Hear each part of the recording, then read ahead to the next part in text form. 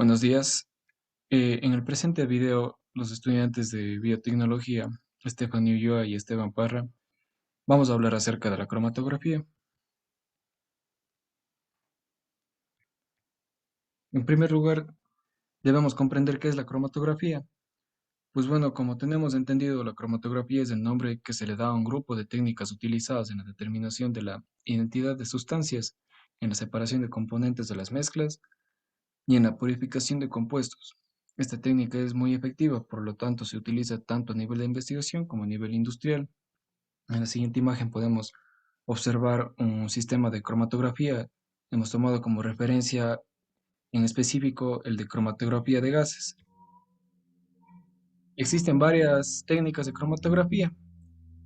Pues como tenemos entendido, los procesos cromatográficos se pueden clasificar de acuerdo con el proceso de equilibrio que se maneje, el cual estará gobernado por la fase estacionaria. Algunas bases para el equilibrio son las de absorción y partición. Tenemos la cromatografía de absorción. En este caso, la fase estacionaria es un sólido sobre el que se absorben los componentes de la muestra. La fase móvil puede ser un líquido, cromatografía líquido sólido, o un gas, cromatografía gas sólido. Los componentes se distribuyen entre las dos fases por una combinación de procesos de sorción y desorción. La cromatografía en capa delgada es un ejemplo especial de cromatografía de absorción, donde la fase estacionaria es un plano en la forma de un sólido soportado sobre una placa inerte y la fase móvil es un líquido. Tenemos también la cromatografía de partición. En este caso, en cambio, la fase estacionaria en la cromatografía de partición es un líquido soportado en un sólido inerte. Aquí la fase móvil también puede ser un líquido o un gas. En el modo normal de operaciones de la partición líquido-líquido se utiliza una fase estacionaria polar, como por ejemplo el metanol sobre sílice, con una fase móvil no polar, como es el caso del hexano. Esto para favorecer la retención de compuestos polares y la dilución de compuestos no polares, y se denomina cromatografía de fase normal. Si se usa una fase estacionaria no polar y una fase móvil polar, entonces se retienen más los solutos no polares y los solutos polares se diluyen con mayor facilidad. A esto se le denomina cromatografía de fase inversa o reversa, y en realidad es la más común. Debemos comprender también los platos teóricos. Eh, Estos es un concepto definido derivado de la teoría de destilación y cromatografía. Se puede concebir como una de las etapas de equilibrio. En realidad, los platos teóricos son una medida de eficiencia de una columna. Para que la eficiencia sea grande, es necesario un número elevado de platos. La altura del plato, eh, con símbolo H, equivale a la longitud de una columna dividida entre el número de platos teóricos. Entonces, para evitar que la columna sea larga, la altura debe ser corta, delgada o pequeña como sea posible. Estos conceptos se aplican a todas las formas de cromatografía en columnas, si bien los parámetros se determinan con mayor facilidad en la cromatografía de gases. Tenemos la cromatografía de gases y pues bueno, debemos dar un breve concepto. Esta es una de las técnicas más versátiles y ubicuas en los laboratorios y se usa mucho en la determinación de compuestos orgánicos. Por ejemplo, la separación de benceno y ciclohexano es extremadamente sencilla mediante cromatografía de gases, pero imposible con destilación convencional. Existen dos clases de cromatografía de gases. En primer lugar, la de absorción y en segundo lugar, la de partición. De ellas, la más importante es la cromatografía de gas líquido. Esta es usada en la forma de una columna capilar. En la cromatografía de gases, la muestra pasa al estado de vapor, inyectándole a un puerto calentado y el eluyente en un gas. En general, la fase estacionaria es un líquido no volátil, soportado en una pared capilar en las partículas sólidas inertes como de tierra de diatomeas. Existe un factor sumamente importante en la cromatografía de gases, es la selección de la columna adecuada para la separación particular sobre la que se desea experimentar. La naturaleza de la fase líquido-sólida determinará el equilibrio de intercambio con los componentes de la muestra, que a su vez dependerá de la solubilidad o adsorbabilidad de la muestra, de la polaridad de la fase estacionaria y de las moléculas de la muestra, del grado de enlaces de hidrógeno y de las interacciones químicas específicas. En la siguiente imagen podemos apreciar un sistema moderno de cromatografía de gases. Eh, es un proceso en el que la muestra se inyecta rápidamente con una microjeringa hipodérmica a través de un tapón septum de goma de silicona y pasa a la columna. El puerto de inyección de muestra, la columna y el detector se calientan a temperaturas a las que la muestra tenga una presión de vapor mínima de 10 torr y usualmente está a una temperatura de 50 grados centígrados por arriba del punto en el que hierve el soluto con mayor alto punto de ebullición. El puerto de inyección y el detector se suelen mantener un poco más calientes, esto para que la columna se evapore rápidamente la muestra líquida y así evitar que ésta se condense en el detector. Tenemos también a las columnas para cromatografía de gases. Existen dos tipos de columnas que se usan en la cromatografía. Son las empacadas y las capilares.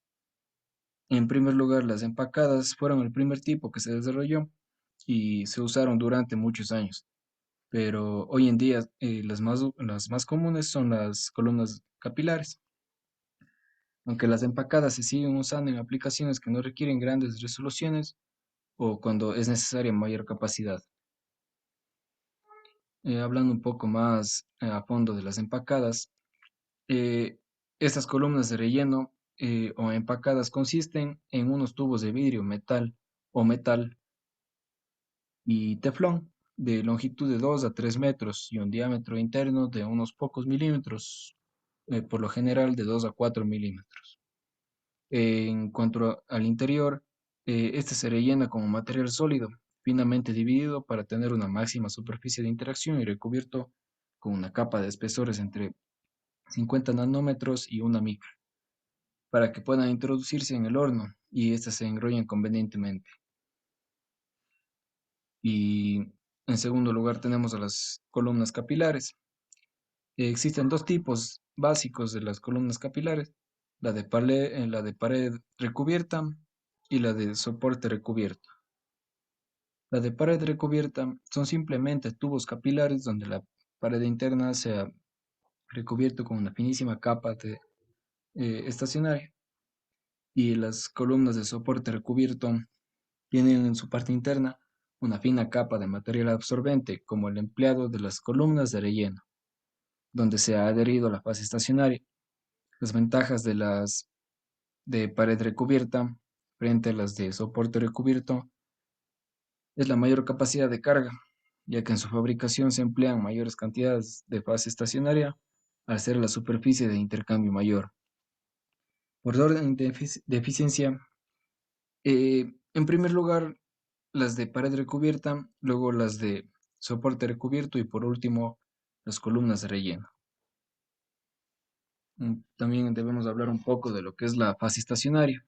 Las propiedades necesarias para una fase estacionaria líquida inmovilizada son que deben tener características de reparto en cuanto al factor de capacidad y factores de selectividad adecuados al analito. Deben ser de una volatilidad baja. El punto de ebullición de la fase estacionaria debe ser al menos de 100 grados centígrados, mayor que la máxima temperatura alcanzada en el horno. Debe ser de baja reactividad y finalmente estabilidad térmica para evitar su descomposición durante la elución. En cuanto a la fase estacionaria, existen como mucho una docena de disolventes con esas características. Para elegir uno debe tenerse en cuenta la polaridad del analito, ya que mayor polaridad deberá tener la fase estacionaria. El polidimetilhexano, la fase no polar de uso general para hidrocarburos aromáticos, polinucleares, drogas, esteroides y PCB. El polisiloxano, 10% de fenilo, para ésteres metílicos, de ácidos grasos, alcaloides, drogas y compuestos halogenados. el polifenilmetilsiloxano con 50% de fenilo. Esto es para drogas, esteroides, pesticidas y glicoles. El politrifluoropropildimetilsiloxano para aromáticos clorados, nitroaromáticos, bencenos, alquil sustituidos. El polietilglicol, en este caso sirve para compuestos polares, también para compuestos como glicoles, alcoholes, éteres, aceites esenciales.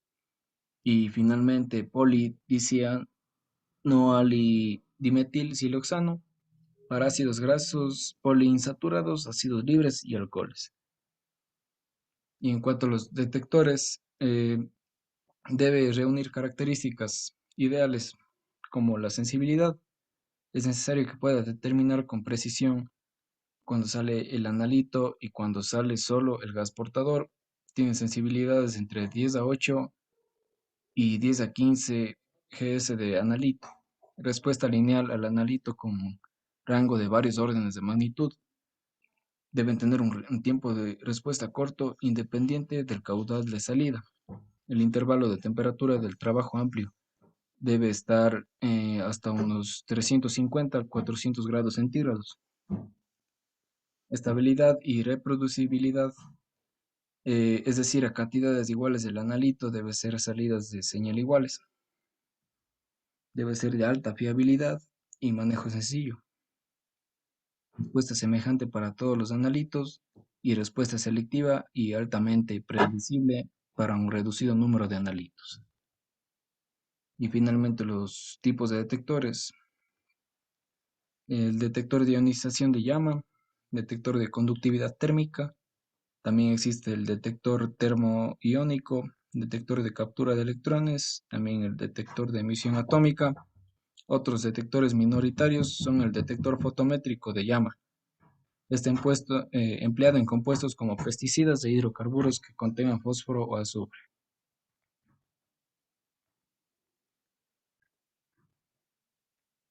Ahora vamos a hablar de la cromatografía líquida. Eh, la rapidez de distribución de solutos entre la fase estacionaria y la fase móvil en la cromatografía de líquidos tradicional está controlada por difusión principalmente. La difusión en los líquidos es en extremo lenta en comparación con los gases. El material de empaque debe estar finamente dividido y tener una alta regularidad esférica para permitir una óptima homogeneidad y densidad de empaque. En segundo lugar, la fase estacionaria debe estar en forma de una película delgada y uniforme sin lugares para el estancamiento.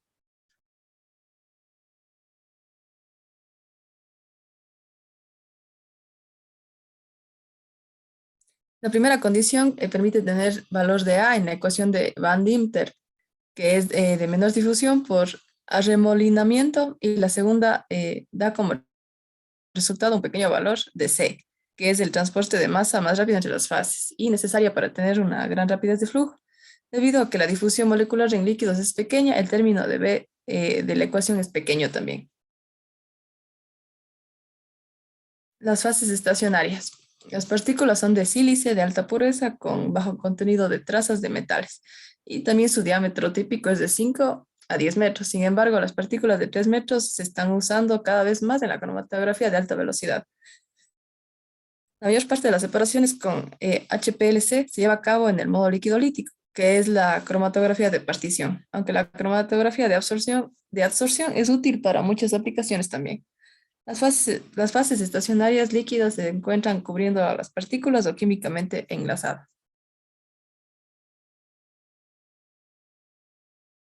Las partículas que se usan con mayor frecuencia son las partículas microporosas o difusivas, que son permeables al disolvente. La fase móvil se mueve en torno a las partículas y el soluto también se difunde entrando a la fase móvil estancada dentro de los poros e interactúa con la fase estacionaria. A continuación de este se difunde saliendo del poro y entra a la fase móvil. El uso de partículas pequeñas reduce al mínimo la longitud de la trayectoria de difusión y, en consecuencia, el ensanchamiento de la banda. La de Siles se tiende a disolverse con un pH mayor que 8 y así, para la separación de bases se usan partículas poliméricas entrecruzadas. Los empaques de perfusión monoporosos y columnas monolíticas. Los empaques de perfusión están formados por una mezcla de poros grandes y pequeños. Los poros difusivos son los que dan la capacidad de absorción y los poros pasantes permiten que la fase móvil atraviese en forma directa al empaque y con ello aumente la rapidez de transferencia de masa en la fase móvil. Los empaques no porosos eliminan la existencia de una fase móvil estancada y esta permite mayor rapidez de transferencia de masa. Las moléculas grandes o pequeñas se pueden separar en pocos minutos, pero la capa delgada se limita a capacidades de carga muy pequeñas. Y la contrapresión es mucho mayor que en columnas con empaques porosos de 3 a 5. La contrapresión es inversamente proporcional al cuadrado del diámetro de la partícula, por lo que al reducir el tamaño a la mitad, la caída de presión aumenta unas 4 veces. Y las columnas monolíticas se tratan de columnas sólidas continuas de fase estacionaria de sílice, porosa y no de partículas empacadas. Los macroporos que funcionan como con poros de flujo tienen unos 2 metros de diámetro. Las columnas monolíticas poliméricas son bastante cortas y las cantidades de platos son muy pequeños para efectuar separación isocrática de mezclas complejas, si bien se pueden conectar en serie muchas columnas. El equipo para HPLC, un aparato de cromatografía de líquidos de alta eficiencia, se compone de unas 4 partes principales. La primera, que es el sistema de suministro de fase móvil. Este sistema contiene una bomba para llegar a las altas presiones que se requieren y suele contener algún medio para producir un gradiente de elusión. Los disolventes en este deben ser puros y desgasificados para evitar la formación de burbujas. Todo ves que entorpecen el correcto funcionamiento de la válvula de no retorno o pueden entrar a la cámara de pistón. Además, también generan máximos falsos cuando llegan a pasar por el detector. Como segundo es el sistema de inyección de muestra. Este sistema se compone de un anillo de acero inoxidable con 6 conexiones diferentes, una de las cuales va a la columna. Dentro de este anillo hay un cono móvil de teflón que tiene 3 segmentos abiertos y cada uno de ellos conecta un par de conexiones externas. 2 de las conexiones se unen a un circuito externo de la muestra de volumen conocido o fijo. En una configuración, el cono permite el flujo directo del efluente a la columna y así el circuito se puede llenar con la muestra. Y como tercero, la columna. Entre el inyector y la columna analítica se instala un guardacolumna o un precolumna, que es pequeño de 3 a 10 centímetros. En general contiene el mismo empaque que la columna analítica. Se instala por ahí por 2 razones. La primera es que retiene la basura, como puede ser fragmentos de sellos de bomba y materia sólida proveniente de la muestra que de otro modo llegarían a la columna. La ensuciarían y también modificarían su eficiencia y selectividad. Y en segundo lugar, se retienen compuestos que se retienen muy fuertemente y que de otra manera quedarían atrapados en la columna analítica sin eluirse. El guardacolumna prolonga la duración de la columna analítica. Y como cuarto tenemos el detector. Los detectores que más se usan son los refractómeros y detectores de ultravioleta. El detector de refractómero diferencial, llamado con frecuencia detector universal, mide cambios en el índice de refracción del eluyente causados por la presencia de solutos al salir de la columna. Y el detector ultravioleta tiene una mejor selectividad. Este no es sensible a la temperatura y cuesta relativamente poco y se puede usar con gradiente de elusión. Una característica que es común en los instrumentos de HPLC es el detector de serie de diodos. Y los detectores de fluorescencia pueden tener mayor selectividad que los de absorción ultravioleta porque son menos los compuestos que fluorescen y que los absorben. El desarrollo del método HPLC. La cromatografía de líquidos de alta eficiencia se usa en el modo de cromatografía de absorción líquido sólido o en el de cromatografía de partición líquido-líquido. El más común es el de partición, ya sea normal o de fase inversa. Tanto la cromatografía de partición como la de absorción aprovechan diferencias en la polaridad del soluto porque la polaridad es importante para determinar tanto la absorción como la solubilidad. Y la selección del disolvente. En contraste con la cromatografía de gas líquido, donde la fase móvil gaseosa se encuentra fija y las condiciones de separación se cambian variando la fase estacionaria polar, en la cromatografía de partición líquido-líquido puede variar la fase móvil. Esto es la fuerza del disolvente. En la mayor parte de aplicaciones con un disolvente puro no se obtendrá la separación eficiente de una serie de compuestos y debería usarse una formulación con dos o más disolventes. El disolvente débil se procede a llamar A y el fuerte se procede a llamar B. Y para obtener un porcentaje óptimo del disolvente B se puede hacer tanteos. Las diferencias entre columnas. Los fabricantes de columnas proporcionan información como el número de platos, la selectividad única, la reproducibilidad, la caída de presión y entre otros. Una de las formas consiste en usar un solo compuesto, como puede ser la aspirina, para caracterizar una serie de columnas con un analito de polaridad fija para determinar el tiempo relativo en el que éste se puede eluir. Otra es usar un método quimiométrico, que es un método estadístico para argumentar las columnas de acuerdo con la eficiencia, la simetría del máximo, la formación de colas en el máximo y silano libre. Esos métodos al presente tienen valor limitado para discernir diferencias relativamente pequeñas. El gradiente de elusión. La cromatografía de líquidos con gradiente de elusión es una de las formas más efectivas para separar varios analitos que tienen tiempos relativos de retención diferentes. En la elusión isocrática, que se refiere que tienen la misma polaridad, en general hay mala resolución de máximos al iniciar el cromatograma, ensanchamiento de máximos con tiempos de retención más grandes. En la cromatografía de fase inversa, el gradiente se consigue aumentando la fracción con disolvente orgánico modificador, que puede ser el metanol. Esto permite eluir los compuestos débilmente retenidos más tardíamente para resolverlos mejor de lo que sería con una elusión isocrática. Y los que se retienen más se eluirán más rápido para producir un cromatograma con máximos compactos y bien espaciados. La cromatografía de capa delgada.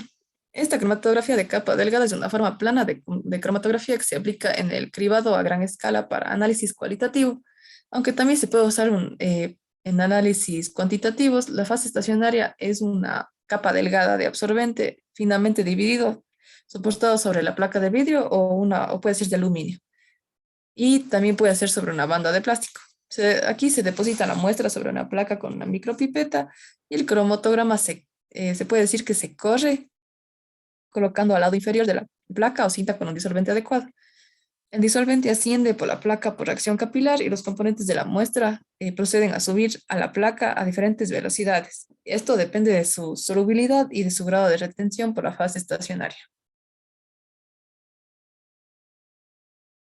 Y al desarrollo del cromatograma.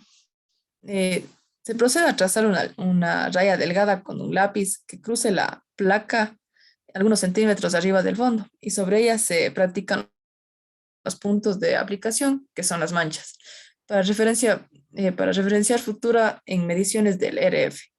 La mancha debe ser tan pequeña como sea posible para tener una separación máxima y un mínimo de arrastre. La placa se coloca en la cámara con su lado inferior sumergido en el disolvente de desarrollo y se debe tapar para que el disolvente no se evapore. La detección de las manchas. Si los solutos fluorescen, se pueden detectar iluminando la placa con una lámpara de luz ultravioleta o también se pueden observar sin la luz ultravioleta. Se traza una línea con lápiz rodeando las manchas para tener su identificación permanente. Con frecuencia se usan reactivos que desarrollen color, como por ejemplo los aminoácidos y las aminas.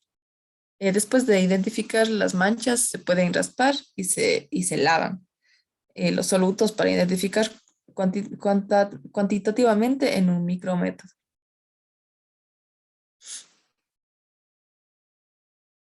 Las fases estacionarias.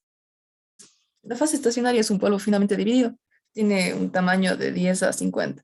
Puede ser un absorbente, un intercambiador de iones o una malla molecular, o también puede funcionar como soporte de una película de líquido.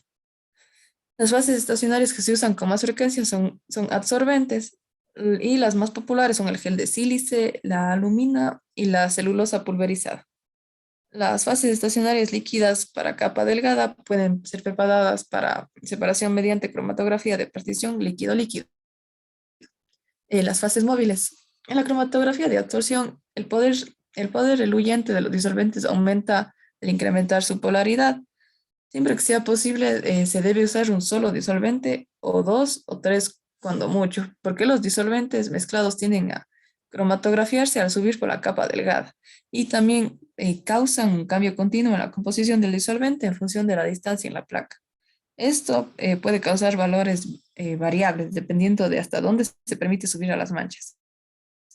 Los disolventes también deben ser de gran pureza. Y eso es todo. Muchas gracias.